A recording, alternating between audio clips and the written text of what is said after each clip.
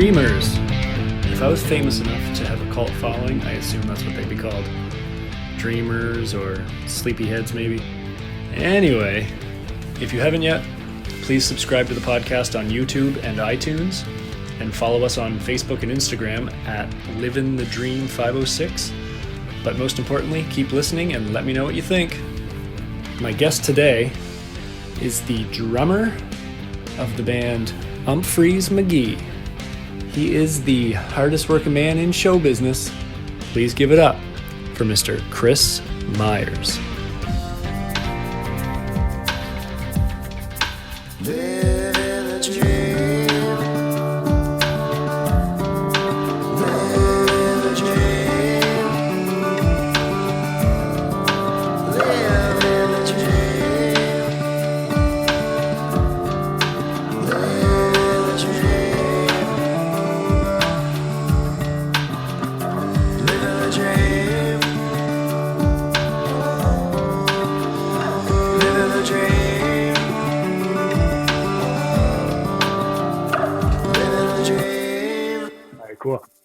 Cool. I'm here with Kris Myers, drummer, hardest working man in show business.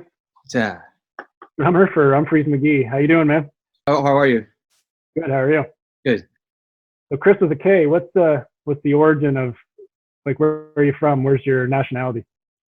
My nationality is American. Right. Of course. I'm from Chicago. I was born in Elmhurst, Illinois, which is just about a half hour west of the city of Chicago, and I grew up in Palatine, Illinois, which is like a northwest suburb, in Inverness, which is inside Palatine, and then I lived there my whole life until about 2000. And that year I moved into the city, and I lived there all over in different places until 2014. Then I moved to LA for 2 years, 2.5 years maybe. And then moved here in Nashville.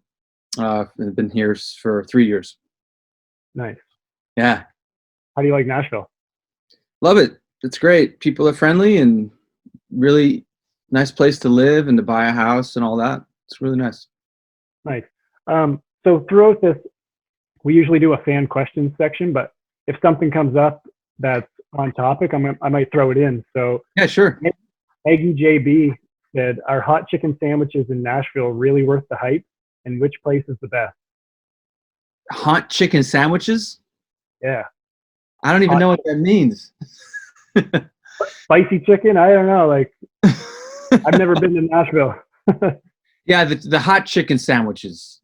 Yeah. Hot chicken sandwiches. Yeah. Basically, I've had let's see, Prince's hot chicken. That to me is my favorite. But Hattie B's is famous for it. There's a couple other spots. I'm not a true Nashvilleian, but I think that to me, Prince's seems to be one of my favorites. It's more of a low-key place, but it's cool. Really good. So you got a birthday coming up this weekend, eh? Yes, I do. Happy early birthday. Thanks. Any plans? Yeah, I'm gonna take a vacation and go to my living room. Or no, actually my practice room. I'll actually do a bunch of drumming on my birthday and get back in shape. Nice. Is that what you're doing quite a bit right now with the time off? Yeah, trying to get back into it. Trying to get out and on nice days and hike. And there's a really nice park near me. It's very spacious, not a lot of people, and it's beautiful. Edwin Warner Park and Percy Warner Parks are out in kind of like the west, lower southwest region of outside the city of Nashville. It's really beautiful. Nice. Yeah. So, like, with all this time and practice, and like you were saying, as a drummer, do you write riffs in the same sense that, like, say, a guitarist would write a guitar riff? I would say that rhythmically we can relate, and what we're trying to do with articulation of the phrase. I will try to compose things originally, but a lot of what I do is based off of vocabulary I've learned in the past and assimilate it in the moment when I interpret things and read a chart or play with someone else. I would much rather do it in the moment. However, when you need to learn new vocabulary and maybe compose something, you might as well do it that way. So sometimes I'll do that. Right. What would be like some of your favorite beats that you've written for some of your original songs? I think that keep touching my face. Yeah, same.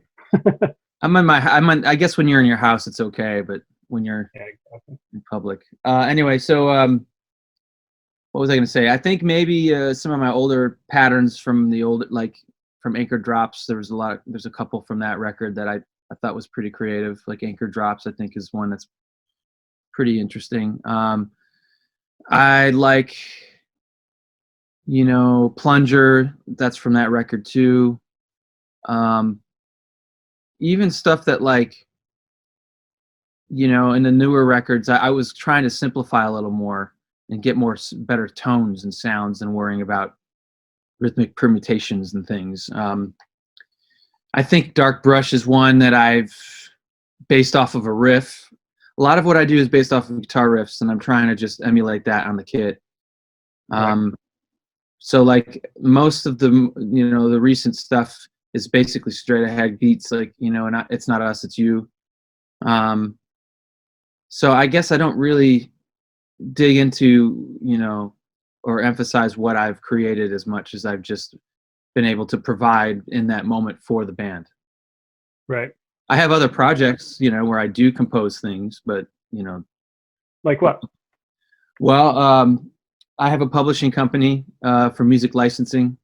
It's called Goodnight Nurse Music, and we're about to launch it more publicly. We've had to add a lot more music to the library and get a publishing deal, which we have now, but we've been working on music that's kind of score based, and then also stuff for commercials and for maybe for TV, for film, for video games. And I have a partner basically who works with me on that. We do a lot of sound design and compositions together. But and I'm also working on an old longtime band I've been together with since even before UMPHREY'S, called Kick the Cat.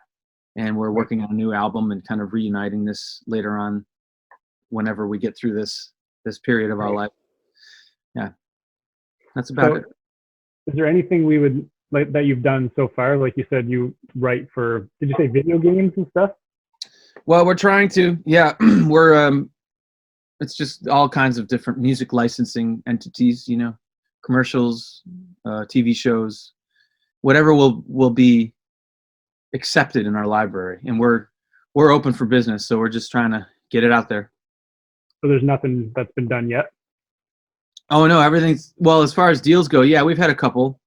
We did some promo ad for a 360 camera like about a year or two ago, and then we've had other deals that kind of were put together, one for even like a Formula One race company. Cool. So it's just a matter of what people hear and what they want, and we're trying to add more of that, trying to figure that out, what people really want now. Like sometimes just real simple, brain dead simple things like little whistling kind of melodies with Americana acoustic and stuff is great for a commercial. Right. So we're trying to do that, but we tend to be our original format was to be more score based with kind of a darker, maybe industrial kind of sound, Cool. kind of like what Trent Reznor and Atticus Ross do, but not, obviously they're masters, but like, that's the inspiration. Yeah. Is there anywhere we can hear some of that? Like that's kind of my favorite genre, is like the dark industrial, like especially when you guys do it with the jams and stuff. Like that's my favorite genre that you guys explore. Oh, cool. Yeah, thanks. Goodnightnursemusic.com is what you can find for us for www.goodnightnursemusic.com. Cool. Mm-hmm. So along the lines with the current state of the world, a lot of us are really bummed with the cancellation of all shows, not to just single them out, but especially the Iceland destination dates and stuff. And like the fact that those shows sold out so quickly, is that something that kind of you guys really had such a great response. Is there plans for the future to maybe do a little bit more destination stuff, some more international dates, European dates once everything settles? Honestly, at this point, it's hard to say. We're just following the rules and guidelines of the CDC at this point, and of course, we're going to do our very, very best to try to accommodate the needs of the fans to come out and see, some new music or some new shows if that day ever comes. We just don't know when. It's hard to predict or even plan for anything. As far as Europe, we haven't been there in a while, so I don't really know what the chances are of going there again are. But you can never say never. I just don't know at this point, unfortunately. I would assume that we'll do our best to figure out something. Yeah. Before it all happened, was that something that was discussed as a band? Like, wow, Iceland sold out in minutes. Like, yeah, maybe we should look into it. Well, of course. We're going to talk about that, and we're going to talk about a lot of things. The festivals for the summer and the festivals that we were going to play, like prior to that, like Umbol, our own thing.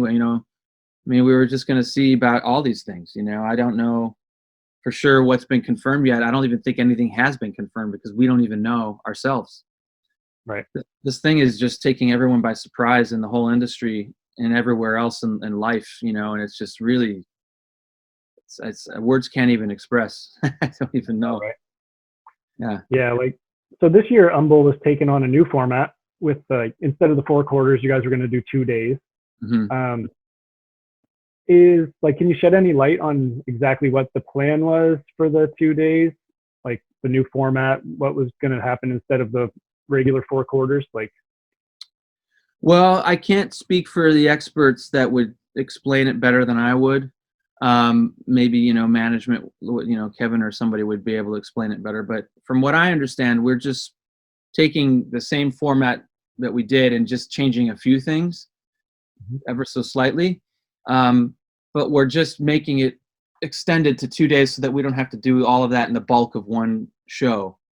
Of course, that's, non-conventional to what we've done in the past, but I think it's best for us and for our fans to make it a better quality experience, more of a weekend run, and I don't think it would make any difference. If anything, it's going to improve everyone's mindset towards having 2 days versus 1, because it's pretty exhausting for 1 day to do the geeked out stuff, Yeah, absolutely.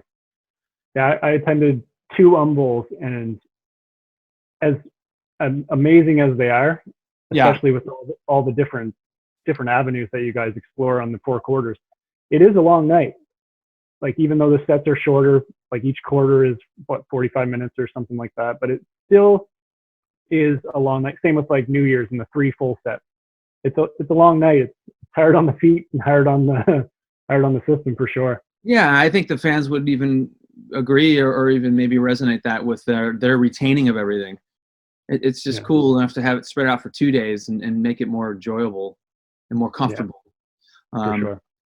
I remember when we first started, I think we did like a 6 or 7 hour Umbol when we were younger. And by the time I was done, I remember loading out and getting in my car, and I was drenched like I jumped in a pool. But it was ridiculous. Yeah, that's a marathon. Yeah. On regular nights, my girlfriend wanted me to ask you, do you get tired every night, like every show? Are you exhausted at the end of a show? I'm not exhausted, but I'm definitely after a number of shows in a tour, I'll start to feel, a little bit of the fatigue set in.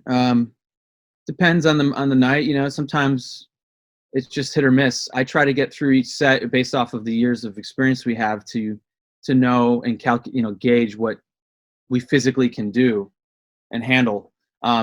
After shows, I tend to just lay low now and these days, and then just ice down when I can.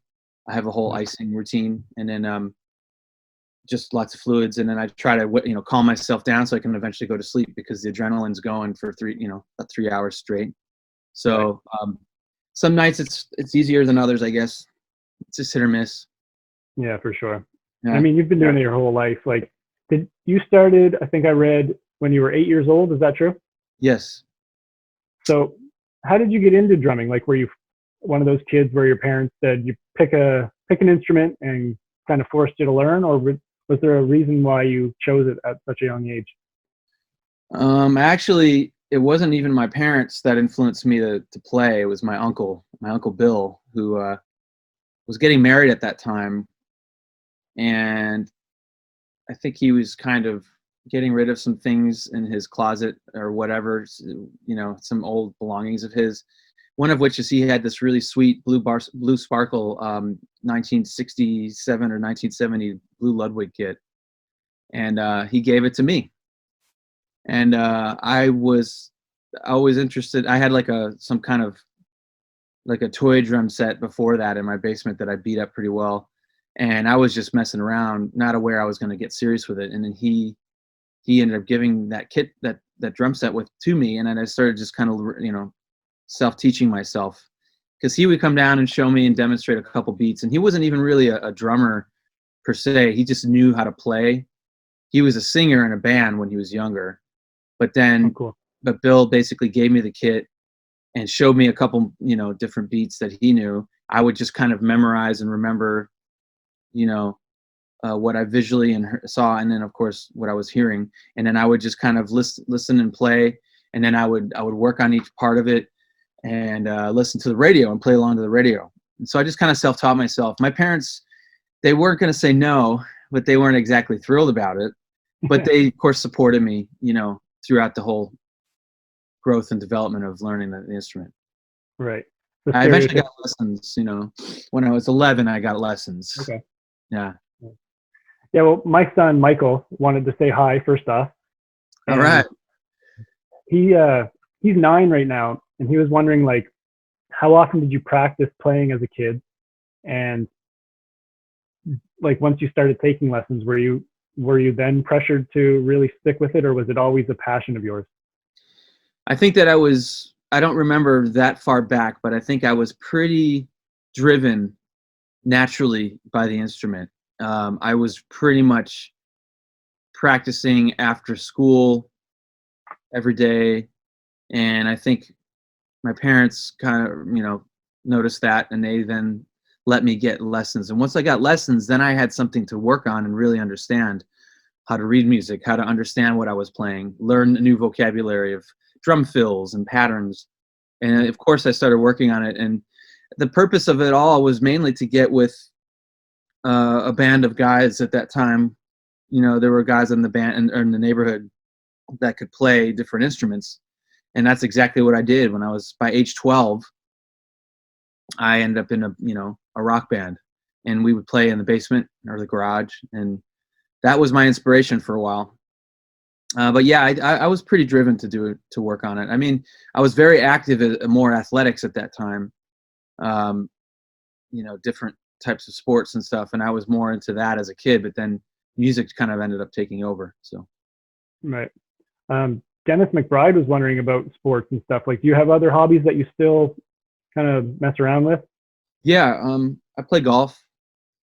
That's like a lifelong thing you can do because it's easier on your body. It's not like physical contact, I was a tennis player. I was a swimmer. I ended up going to high school, and it was a state contending high school swim team. So it was very competitive, and I got a lot of great experiences from that. And it was really good for you, in terms of being in shape. And yeah, that's it. Oh, soccer. Of course, soccer. I grew up playing soccer, and I was actually pretty good. I played travel leagues at some point when I was 14, and then I just had to choose by the time I got to college, or actually by the time I got to high school, between golf and soccer and which one was going to be better for me. So I chose golf because I was better at it. And soccer was extremely competitive where I was from, so I didn't really have a chance. I mean, some of those players ended up on pro leagues, growing up. So I ended up playing golf. Yeah, so that's my main pastime. Nice. Which soccer pros were you playing with? I grew up with this. His name's Batata da Silva. I don't think he is playing pro anymore, but there was a couple other guys. Mike McGee is a cousin of a friend of mine, and I think currently he was playing with LA and then was in Chicago playing with them for a while. But there were also hockey players that I met, was going to say, were ones that end up going in the Chicago Wolves. But yeah, it was a very very sports driven high school, a lot of great athletes there. But I just ended up just playing golf, and golf was good enough. It was also competitive. I grew up, actually, DA Points is on the tour, and when I was 11, we played in a tournament together in Pekin, Illinois, and I was 11, and I got second, he got first, but he was way, way better than I was. That was the only time I ever really encountered playing with someone who ended up becoming a PGA pro, like that, like a real actual name, like a household name. But yeah, that was kind of my focus. Golf I was pretty serious about it, but that again was also so extremely competitive, and I pretty much didn't have a chance because all the guys were like DA Points, right, almost breaking even at like 12 or 13 years old, So then college, that's when you made the decision for music, like this is going to be my life kind of thing? Yeah. I didn't know the first year, because first year I just got thrilled and grateful enough to get into Elmhurst College with a scholarship to play music. And at that time, they didn't really have a specific degree set towards drum set players. It was more of a classical percussion or music business, like either you were doing classical as a focus, or you could do music education or music business. And I chose music business. And then they eventually gave me a BA in music, Bachelor of Arts in Music degree. Right. And I'd say by the time I was a sophomore or a junior was when I really, I started to think about if this could be something I could do for a living. Because I started getting offered gigs by my teacher to play like professionally in the city.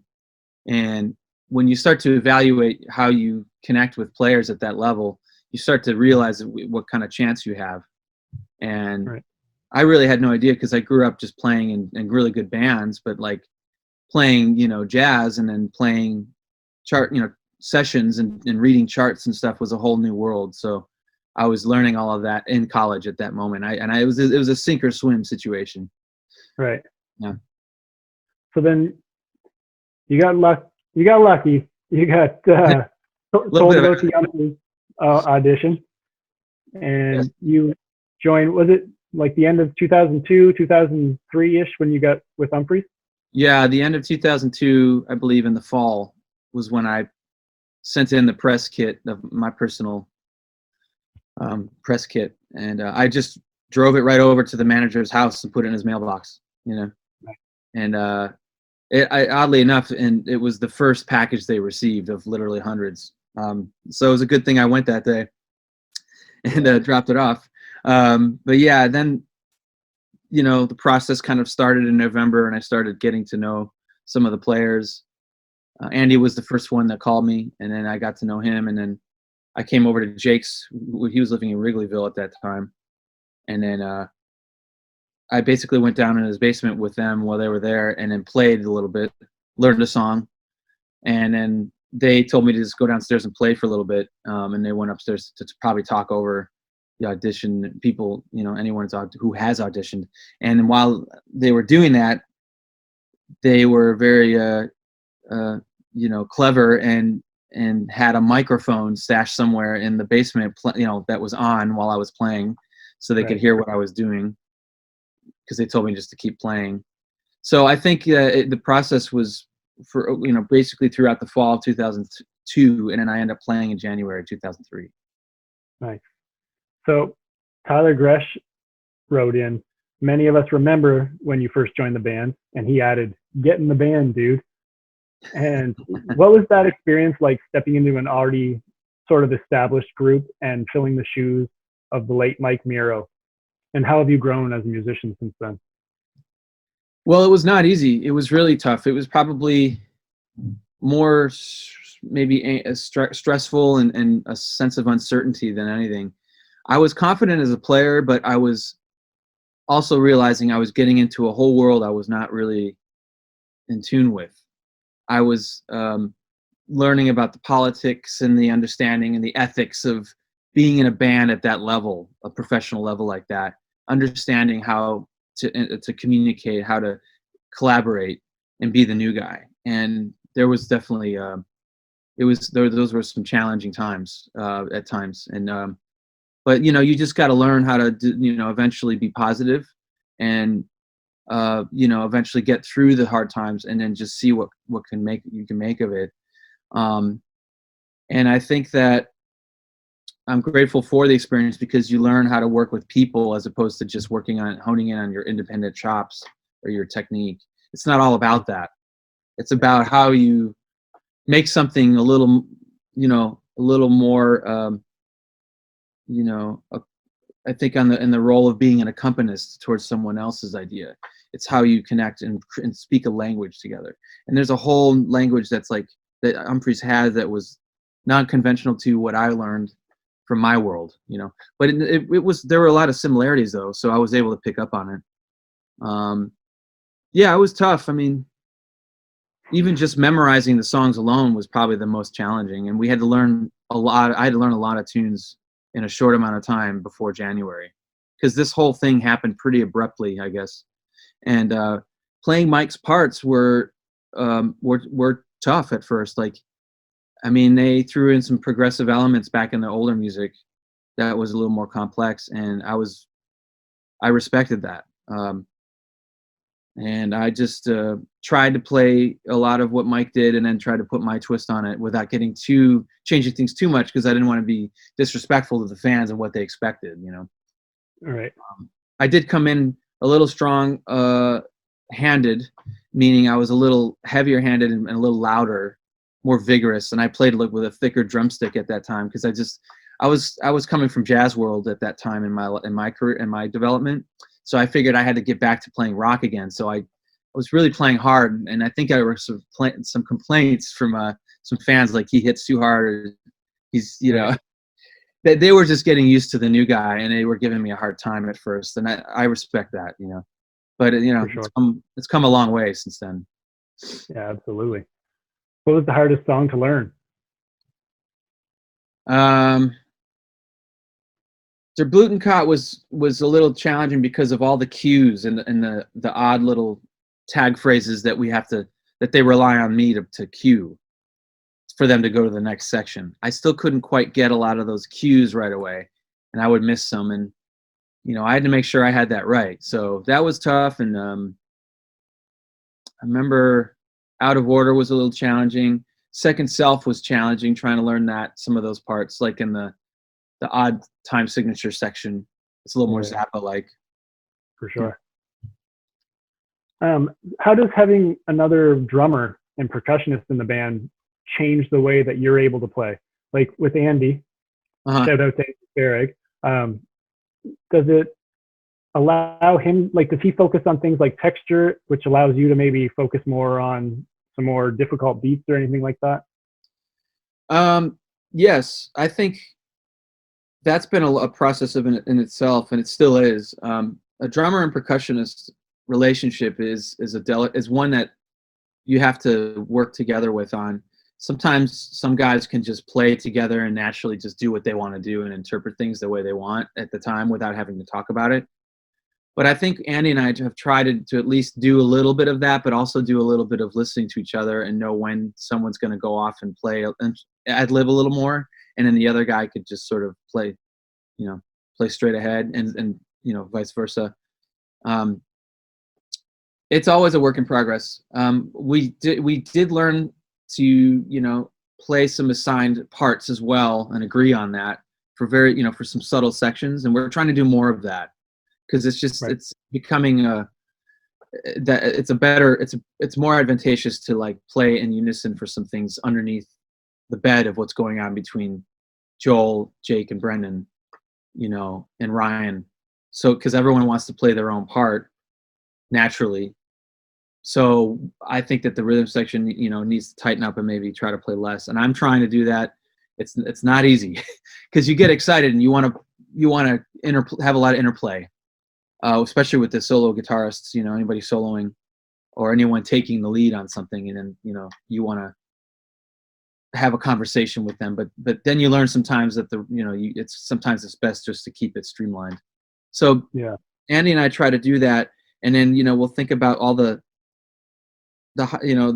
different elements of what we have in our setup, where he can do something on top of my cavernous kind of like low floor tom kind of grooves, or a kick drum hat and snare, just keeping it simple, and then he can improvise on congas a little more. He can do some things with his concert toms. We have become more adept to each other on that way. So I think it's just, but it's continuing. It's always a work in progress. Yeah. Right. Yeah.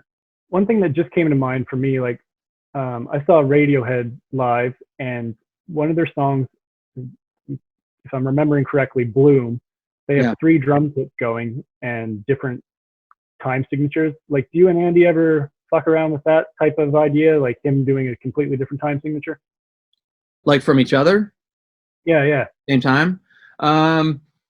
No, that's something that's a little more advanced. I think that, honestly, I don't think we get that complex with it. But there are groups that do that. I mean, for one, King Crimson is probably the perfect example of that, where they have 2 to 3 drum sets, and then the last 2 or 3 drum sets, where they're playing almost like through composed arrangements, and they're playing things just off of each other, like implied time signatures going on as sort of this amazing cyclical pattern that continues to happen. It's kind of menacing. We try to do things like that even in the moment, but it's a little more loose, a little more liberal in our world than that. Yeah. I would like to do that, but it's always tough to execute. Yeah. I find you and Jake can kind of do that together quite well. Yeah, we kind of naturally fall in that pocket once in a while. I mean, he and I have the same influences, and it really was. I think we really connected on that sort of instinctive level of playing. Right. So, what specifically are you referencing for influences, like Zappa, for instance? Yeah, Frank Zappa, King Crimson, maybe some anything in the fusion world, from Alan Holdsworth to Weather Report to anything from Mahavishnu, Billy Cobham, and all the great guitar players of that world. Then there's some of the heavier players from metal, and we learned a lot in an early time how to sort of apply the progressive metal sound into Umphrey's at an early stage, before progressive music got a little more modern, which it has been. Nowadays, if you listen to a lot of metal bands, there's definitely a big scene now where there's a lot of progressive kind of rhythms and patterns being played, and it's pretty sick, pretty amazing. And adding that to the jam world can be, tricky to pull off, but I think we execute it well and still keep it within that world, the nature, But yeah, I mean, Jake and I just have similar influences of a lot of King Crimson, a lot of Frank Zappa, and then any particular metal band of whatever era. We just, and then jazz. Jazz is a big thing. Jake actually is very well versed in jazz records. He's a collector, so he's kind of like an encyclopedia, or like a musicologist in his own right, of a lot of great records of all genres. He just has a great mind like that. Yeah. So it was cool to talk over things, and then when he would play something that sounds like something, when you learn a lot and you learn about music development and through programs or school curriculums, you kind of understand that style feature when it's happening, and then you just kind of complement it by playing the way that those players played, and then make it your own. Of course, just don't completely steal or copyright something or plagiarize something. Right. What's the most difficult or weirdest time signature that you like to experiment with? That's a funny question. I mean, I could tell you this: the most recent one I've been trying to work on, it's always stuff that I'm listening to in music that tends to be more in the Far East, like in Indian ragas and talas, the meters they use, it's non-Western. It's a whole other feeling. It's a whole other understanding of the cycle of coming around in a piece or a song to the next cycle and then going over and over again and playing those rhythms over and over again with a lot of discipline.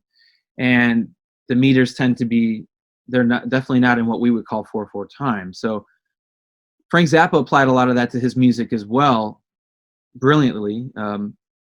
And Joe's Garage has a particular song called Keep It Greasy. That's the one I've been kind of working on, because there's a couple in there that you can just play over in the solo sections that are challenging. And if you can just keep doing that, it's kind of almost a trance-like state of mind that you get into. So I listen to that, and then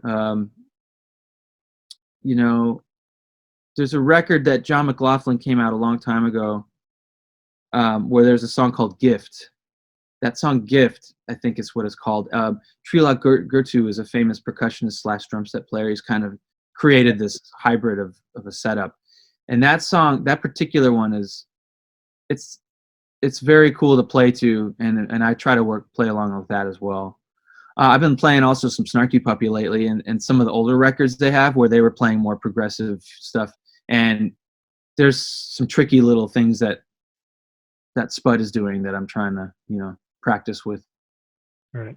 Yeah. Nice. I don't know. I mean, it's just listening and practicing. And then even my own band, Kick the Cat, we have certain things that were very odd time meters, It's just how you group it and how you count it, and then how you interpret it on your instrument. Like, if you break it down to 2s and 3s, like the way Frank was teaching his players, you have to just drill it over and over and over again for hours and hours and hours until you eventually get it naturally. You can't just read it all the time on a chart. Some guys can, but most just have to retain it. And yeah, I've definitely gotten lost in some of those beats that you throw down in the improv sections. Like, and I feel like as a musician, like I've played guitar my whole life. I don't know how your bandmates can stay in time when you go so far at a time. It seems, anyway, maybe I'm just overthinking the time signature or something, but like, I feel like maybe they get lost sometimes too with the... Well, I do. I definitely do too. We all do. Yeah. I mean, nobody's always 100% right or wrong. But that's the beauty of it. And it's just a matter how you react to it. It can be intense at times if someone's trying to hold down something they're kind of going for that's more, over the bar line or implied that way. If you miss something just ever so slightly, it could get off, and then you're dealing with a train wreck. So then you have to recover from it and get back to something. But that's the beauty of the music, that we can, at least we try to, or the spirit that we're trying to accomplish here. And what we're very grateful for is that the fans will accept it and like that we go for things. They almost seem to embrace the human element of it. So at least we're all right there, and at least we're not bad at it. I wouldn't say we're not bad. We're probably, years into this, knowing how to play progressive certain elements. Some other bands are way more advanced with it, but it's just a matter of how far you want to take it and why, I guess. Yeah. Context is. Yeah, for sure. Those risks are kind of what make you guys who you are, and that's where those gems kind of come from, right? Yeah, I think it's just we talk about it a little bit, and then we just sort of work it out in the moment, and then we just try to remember it through listening back. The playback was big, when we start recording our shows, and then we would start releasing those recordings. Before we would listen to it, our shows after we played, like when we were in a van in the early stages of my career with them, we would listen over and over again to things, and we would pick out moments that we liked, and we try to build on that and the concepts, everyone's role on that. Right. Listening. So like I was saying with, and you mentioned like potential train wrecks and stuff. Nicole Thorne was wondering, what's one of the most memorable blooper type moments from a show that you can maybe remember, or train wrecks, I guess? There's a lot of them. Throw those in the dumpster and forget about it. No, I don't. I have no shame. I mean, I will say this. I remember, I don't know which specific year it was. I'm sure some fan will tell me what it was. But we played Bonnaroo in the late tent for later shows in that tent, whichever one it was, this or that tent. And we were going to start, I can't remember if we were trying to start 40s theme or start one of the other songs, and I kept playing something else while the other guys kept playing 40s. I guess we were trying to start 40s and I was playing something else. Right.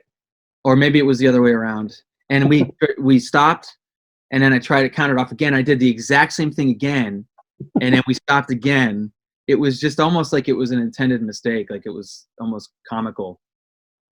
My brain just gets tired sometimes, and I'm, bloopers there.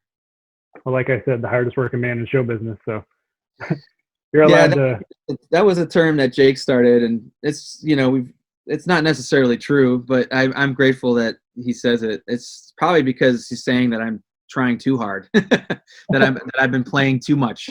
But I think that in life, you can never give too much of an effort, with what you do. It's just part of the pride of it, I don't want to always try to like be squeaky clean and act like I'm like,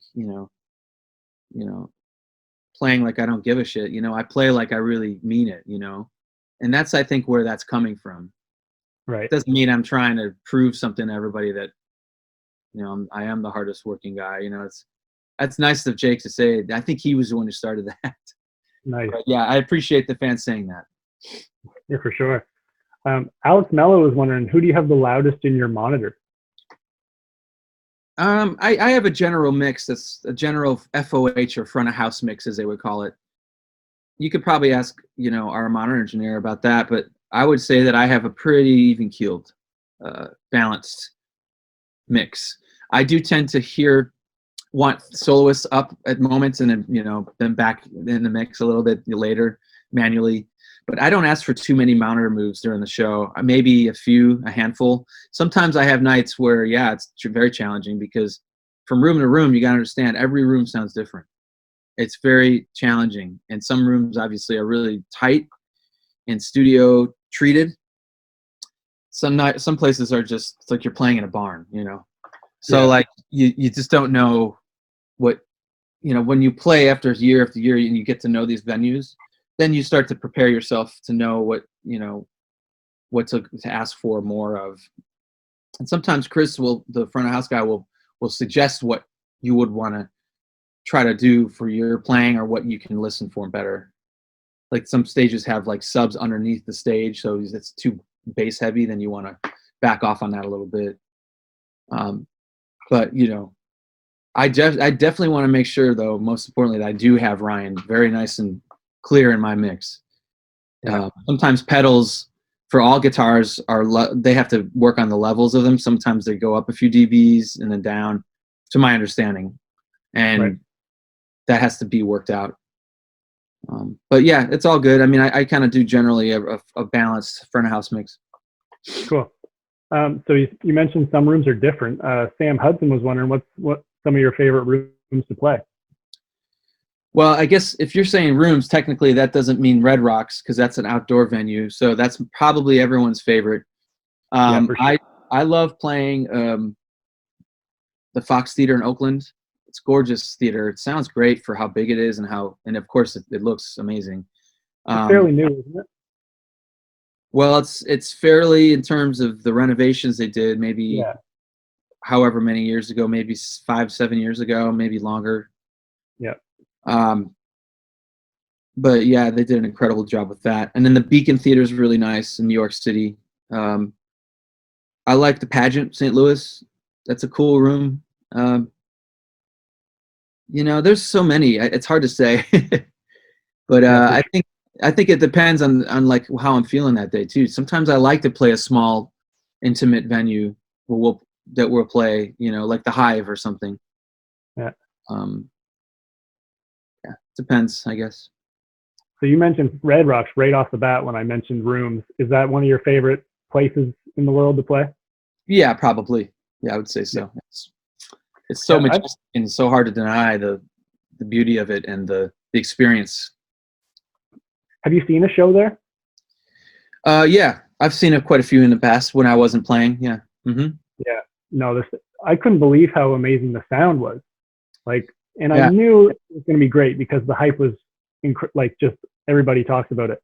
But every seat in that cave or cavern, I guess you'd call it, is just incredible.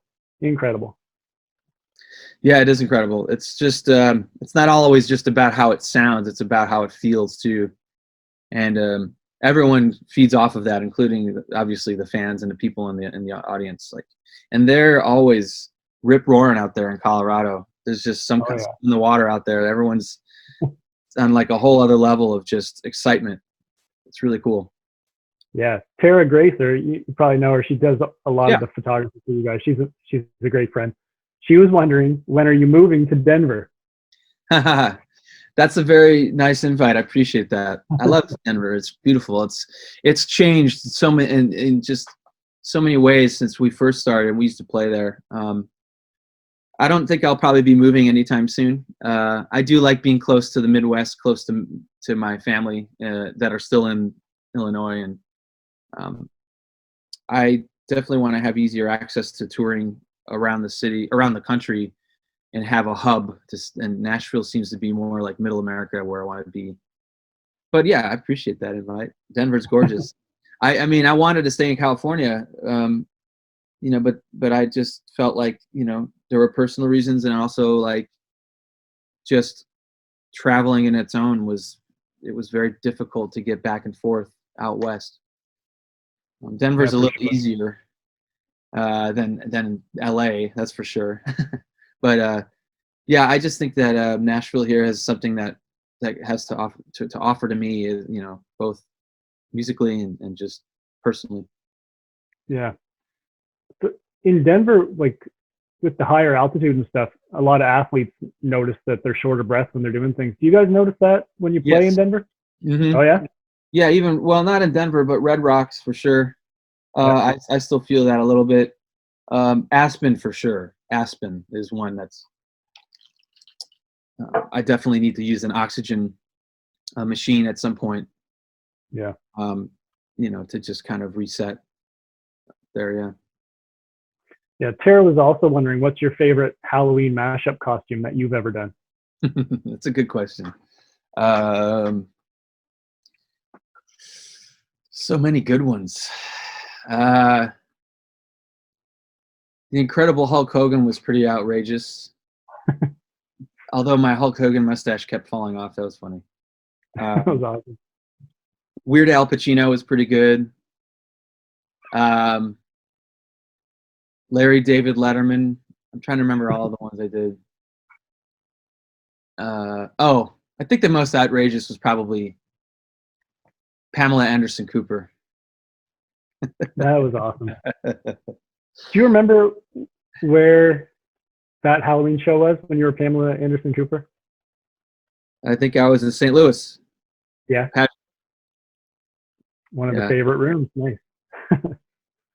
Yeah, I had to choose. I remember in order to get the big boobs, I originally had balloons in there, and then it looked perfect. But then when I'd play, I was afraid I'd pop one, so I had to put in like stuff some socks or something in there. That's awesome. David Ronald was saying, over the years, Bayless has indicated that you love or hate to play certain songs. So let's set the record straight. Fave original to play and fave cover or mashup. Favorite ones? Yeah.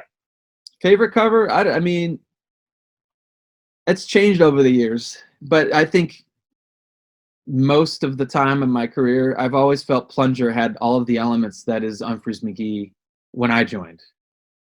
Whether or not it's the best song, I don't care. It's just what I thought was one of my favorites because of all the elements. Yeah. So I'd probably pick that one. Favorite mashup? Well, that's a tough one, but I I have to think about that one. I think the let's see. I don't know, actually. I like all of them in different ways. Favorite cover, probably, that's a tough one. I can't even answer these questions. We played so many covers over the years. Yeah, I can't answer that one either. I have to I think like about when you get to sing. Like 46 and 2 is great drum beat and a great cover, plus you're singing. Like, I think that really showcases how just incredible of a musician that you are when you can keep those time signatures as well as sing at the same time. Thank you. I appreciate that. It's at least going for it is all we can hope for. I mean, it's really tough to sing like Maynard in any setting, and then play Danny's parts. Yeah. It's challenging. I don't really nail it per se, but I do a good job at it. I don't do a great job, but I do a good job. And Right. of course, there's always going to be some critical people, but that's life, it's hard to get your voice to be totally tuned in more than, like, and from show to show. I have a lot of respect for vocalists more than ever now, because now trying to do it, and you realize you have to do warm-ups, you have to build your voice, and you're like a muscle, and be gentle on it at times when you don't need to talk or whatever. It's important, because you can only hope to try to do just a pretty seamless effort to it, performance of it. And I still don't have it 100%, but I'm still going to keep trying. Right. Do you like, as far as covers though, I'm afraid I don't know at the moment what my favorite cover would be at this time, because we're learning new ones, and the old ones I'm not thinking right now. Right. Life During Exodus has probably been my favorite mashup to play, but the Frankie Zombie one is also fun. I enjoy the fun part of it, the party aspect. Right. I wish I can do the one with I Can't Feel My Face and the Michael Jackson, but it's, again, playing and singing like that is very difficult, and you don't want to do it. You want to do it justice if you do it. So For sure, yeah. hopefully we'll practice it more and more, and then we'll do it again, but we'll see. Yeah, I would say my favorite is National Loser Anthem. I saw you guys debut that in Boston for that Halloween show, and that, Oh, cool. we had probably 10 people there in our group, and it just blew everyone's mind when, like, I knew you guys played National Anthem, and then so that started the song, and we're like, oh, nice Radiohead cover. We're all pretty pumped, and then Beck came in with Loser, and things just started like folding together, and it was just such a mind-blowing experience to see how perfectly those songs fit together. Yeah, that's kind of the whole point of it, is to show and demonstrate how funny pop music or stuff that's in the pop realm, how similar the songs really are in structure. You can almost literally just mix and match a lot of them if they're in the same key, or at least a similar riff or tempo. There's a lot of just, I wouldn't say plagiarism or ripping off, but over the years in rock and roll, that doesn't go unnoticed. No, for sure, right? Yeah. Do you enjoy when you get a chance to come out from behind the kit and like just focus on the vocals, like a Rage Against the Machine cover? Yeah. Honestly, I get excited at first, but then I realize after I do it, I'm like, I can't be doing this shit. I have no business doing this, because it's really difficult to try to be a front man. I can't get myself comfortable enough. I mean, I'm just going to be honest. I'm not going to beat around the bush here. I'll do it, but I don't feel comfortable. I'm usually more naturally comfortable behind something, behind the drum set while I'm singing, instead of being up front, like thinking about everything else in my, my body from head to toe, what I'm doing, how I'm moving, and not look like some kind of, Momo up there. I'm just thinking and out loud here, but the Rage one, I might have to put that one to rest. I can't sing like Zach De La Rocha. No one can. He was incredible. He is incredible. I mean, For sure. I think he's underrated as a rapper. He's actually legit good, like better than most professional legendary rappers. He's got this energy and high level pitch to his sound, and it's so intense, like Public Enemy intense, but yet he's just throwing it down at you, from song to song, and it's incredible. And I can't even get through the second verse. So yeah. No, I'm really bummed about this, by the way. I was going to try to see Rage on tour this year, and really bummed about what's going on. I got tickets for the Quebec City show, and that's a little later in the summer, so there's still a chance, maybe, but probably not, right? I don't know. I mean, it's like I said, it's tough to say, bro. It's like I wish I could share information that I don't think we even know ourselves yet. So I know. All right, let's do some rapid fire on these questions so we can try to get through them a little quicker. yeah. Stephen Riley wants to know, what kind of drumsticks do you prefer? We know, like, you got a signature, the Vic Firths, I think, but is that what you always use no matter what? I do now. For Umphrey's, it's 55As, wood tip, Vic Firths, 55A. Just a little bit more weight to it than a 5A, and just a little bit wider. Just a little bit. A 5A is kind of just not quite delivering, the execution you need. But I like using 5As, though, if I could, especially for other projects. But the 55 is what I've pretty much conformed to. 55A. Right. Colleen Brennan and Brett Flynn wanted to kind of know who your favorite drummers are, or like maybe top three if you can think of it. Maybe influential drummers too for you. Well, I have to say the one, like without a doubt, is Vinny Colaiuta. Most drummers will definitely understand why. Everything he touches turns to gold. In terms of session work and what recordings he's been on, and the influence my generation has been from him. Right. Then there's also so many different players for different reasons. I mean, Stewart Copeland was probably the most important drummer to me growing up, because the Police was a band that was contagious to me even when I was like a toddler, when I was 3 years old, hearing that music around my house, just records being played, and his sound seemed to, naturally come to me more. And John Bonham. But I mean, in terms of other like studio musicians, I mean, there's Jeff Porcaro, there's Steve Gadd. I'd say Steve Gadd, Jeff, and Steve Gadd, Vinny, and probably Stewart Copeland are probably my top three, if I would say right now. That'll probably change in 5 minutes, but yeah. Nice. Stephen Clark wants to know, how many arms do you really have? 2 at the moment. When I play, I transform into a rocktopus, and I have 8 arms. Absolutely. That question kind of reminded me of like the 4-stick approach you use for similar skin. Does that have a name, that technique, or is that something you kind of came up with? No, there is no name. I should create a name for it.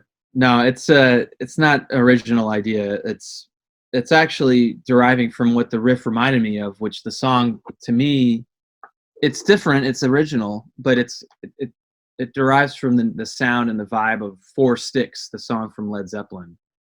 It's not probably what Brennan was thinking, but that's what I heard when I heard it. 4 Sticks is on I believe the Led Zeppelin 4 album, and what it means is John was playing with 4 sticks, 2 in each hand, to get that sound. You can kind of get like a bundle of sticks sound. It's just a little bit more of a brush fire of sound that you're hearing, more tribal in some ways. Right. And then Steve Gadd did that with Paul Simon. Late in the Evening, I think, is the one that he played with 4 sticks as well. So it's been done. Yep. I just did that. Just cool. To, my version of it. Are there any future prospects for like UMPHREY? It's a great question, and I really feel like that band could have been a lot more, busy, and I wish we did more. I really love those guys. Chris Mullen and Rob Pagliari are just fantastic people, as well as players, and they're just really cool to hang out with, and of course they're incredible to play with. And Joel and Jake and I collaborated with them, and their band was called OHM in the LA area, and surrounding areas was where they're based out of. And we used to we did 2 recordings, and a few tours, and we just kind of stopped at some point. It was just difficult to do time-wise for everybody.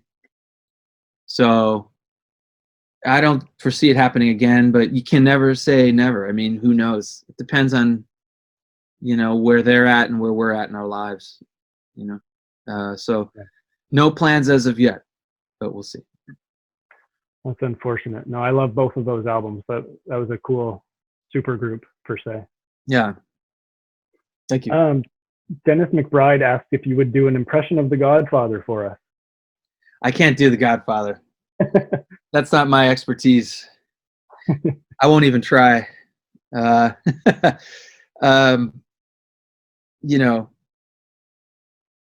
could definitely do like, Michael McDonald, and Robert De Niro and Christopher Walken, but give us your best.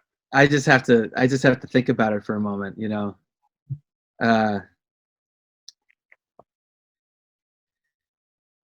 want to do it. I'm on the spot. I can't do it.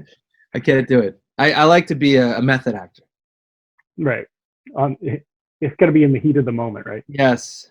I've seen you do Michael McDonald live. I thought that was hilarious. Thanks, man. I mean, what guy does not want to do Michael McDonald? That's all I got. Of course. Ryan Mayer wants to know who's the second best drummer in Nashville. Second best drummer in Nashville? That's a funny question. I wouldn't go ahead and say Kris Myers. No way. I'm sure there's a lot of fantastic studio drummers here. I'm still getting to know the scene here, actually. I had to literally get a list of Nashville drummers. In fact, I might have it here on my phone. I'm honestly new to the scene, even after 3 years being here. But a lot of the players here are more studio-based players and players that travel on tour and play big pop acts and stuff. This is more of an industry town, like a songwriting. And when they say it's Music City, it's really more not Music City, but more industry city. Right. That's just my opinion. But a lot of people who are tourists go to the touristy part of the music town, which is Broadway, where there's a lot of honky tonks and people playing just around the clock. It's pretty amazing that happens, but I think that Music City is not necessarily. I think it would call it more like industry city, because it's an incredible hub for songwriters, and it's great. I go to songwriting showcases once in a while, or did used to, and it's everyone here writes great music. They write for big pop artists, drummers. I'm still looking for the list. I'll get back to you on that. You can go to the next question. Cool. Chris Hogan was from Seattle. He says he has a collection of your drumsticks and was wondering if there's any way for him to get a set authenticated for him to gift to a fan. Yeah, sure. He can DM me on any of the socials, from Instagram to Facebook. I'll remember and then be sure to respond. I mean, just have him direct message me. Don't respond to a post that I put out and that's not in context with what that is about.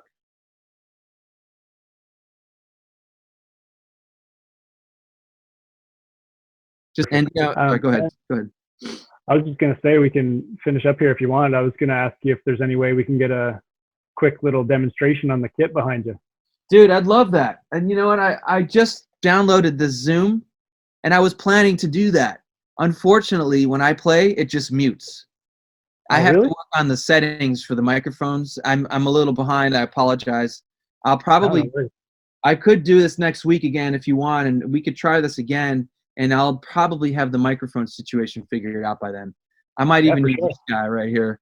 I'm not using it now because I didn't have time to hook it up. So if I get my mic settings next week, can we maybe try then? Absolutely, that'd be awesome. If you don't mind. I mean, it's not like we're all going anywhere, so I don't mind. And I still can't find the list of drummers, but I'm embarrassed to say I'm not as prepared with these questions. These fans, they think of very, very clever questions, and I don't know what to say. A lot of diehard Humphreys fans. Yeah. Lastly, I think the last thing that I'll ask you right now is when you're on tour traveling, like if you get a, say, 3-night run somewhere, do you guys like to see the cities and do it like touristy sightseeing, stuff like that? Yes. not always, but when we have days off, Yeah. some people will do that. I try to do that, but it's honestly, a lot of the guys just go straight home when they can to their families because they have, they have parental duties. Yeah. And also everyone just likes to keep it, keep it brief on the traveling. After all these years, when you travel as much as we have, you just want to get home every minute of the day, whenever you can get it. Obviously right now we're getting that quite a bit, and it's a little strange though when you're mandated to stay at your house, but yeah, we like being at home. So I'd say as far as getting out to see things, we try to, but it's few and far between. Yeah. With Iceland, like, did you have any plans? Like, have you been to Iceland? Or no. Like, and of course, of course, we were going to go out and explore. I think there was like a glacier hike excursion. Hike a glacier, and then we were going to go see a bunch of like beautiful landscapes, waterfalls and stuff. I mean, Iceland is a beautiful and magical looking place. It looks incredibly beautiful, and it's part of my Scandinavian heritage, so I enjoy that very much. Yeah. So that was kind of what I was alluding to at the start of this with the Kris with a K. My girlfriend is Norwegian. So like her cousin is also a Kris with a K, and she's a Veronica with a K. So it'll be me as well.